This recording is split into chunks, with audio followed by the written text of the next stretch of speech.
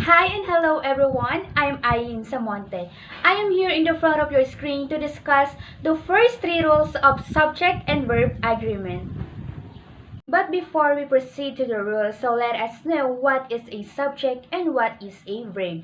Okay, so the subject, it is what or who is being talked about in the sentence. So while the verb are those action words being used in the sentence. In rule number 1, a singular subject requires a singular verb, and a plural subject requires a plural verb. So remember, if the subject is singular, so the verb is with S. And if the subject is plural, so the verb is without S. Let's have an example for rule number 1 or the basic rule. The dog eats. The dog eats. So who or what is the subject in this sentence? Yes, the dog. So the dog is a singular or a plural? Very good. It is a singular. So what about the verb in this sentence? Yes, the word eats. So the word eats, it is a singular or a plural? Yes, right. It is a singular because it has a letter S. Here are the examples of a singular subject with a singular verb. Number 1, he talks. He talks. So the subject in this sentence is he. He is a singular and the verb is talks. So talks is a singular because it is with S. Number 2, the girl walks. The girl walks. Okay, the subject in this sentence is the girl. So the girl is singular because it's only one. And the verb here is walks. Walks is a singular also. Okay, number 3, the box is big. The box is big. Okay. The subject in this sentence is the box.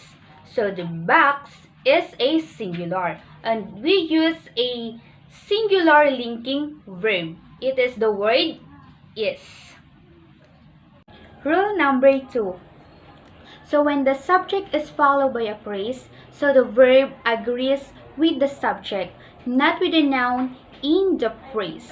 Okay, for example, so the colors of the painting are brilliant. Okay, the colors of the painting are brilliant. Okay, the subject is the colors and it follow with the phrase of the painting. So the colors is a plural and the verb is are. It is also a plural.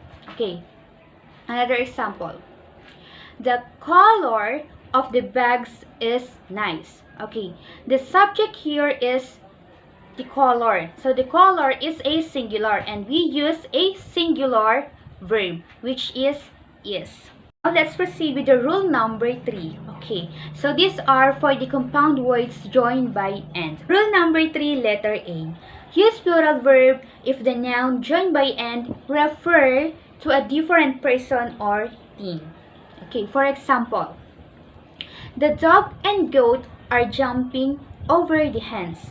Okay, since the dog and goat is the subject of the sentence, dog and goat are different from each other. Okay, it is a plural.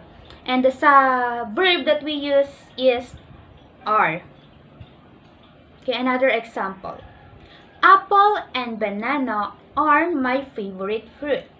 Apple and banana are my favorite fruit. Okay, the apple and banana also different from each other.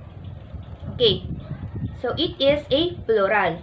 So we use are as the verb. Rule number 3, letter B. Okay, use a singular verb if the nouns joined by and are spoken as a one unit in the sentence. Okay, for example, ham and cheese is my favorite snack. Ham and cheese sandwich is my favorite snack. Okay, ham and cheese sandwich is the subject of the sentence. So we all know that ham and cheese sandwich is a kind of sandwich. So it is a singular. And we use a singular verb is. Okay, another example. Red beans and rice is my mom's favorite dish. Red beans and rice is my mom's favorite dish. Okay, red beans and rice is only one content, so it is a singular. So we use is as a singular verb. So number 3, letter C. Use a singular verb if the noun joined by and refer to only one person or thing. Okay, for example, our English teacher and advisor is Mr. Verlis. Okay, our English teacher and advisor is Mr. Verlis. Okay, their English teacher and advisor is just only one person, and they are referring to Mr. Verlis. So they are just using a singular verb, which is. Number 3, letter D. Use a singular verb if the noun joined by and are synonyms. Okay, for example, peace and order is what our nation needs. Peace and order is what our nation needs. Okay, the peace and order is a synonyms. So, it is a singular. So, we use a singular verb, which is. Rule number 3, letter E. Use a singular verb if the noun joined by and are modified by each, every, many, or no. Okay, for example, every man and woman is required to check in. Okay.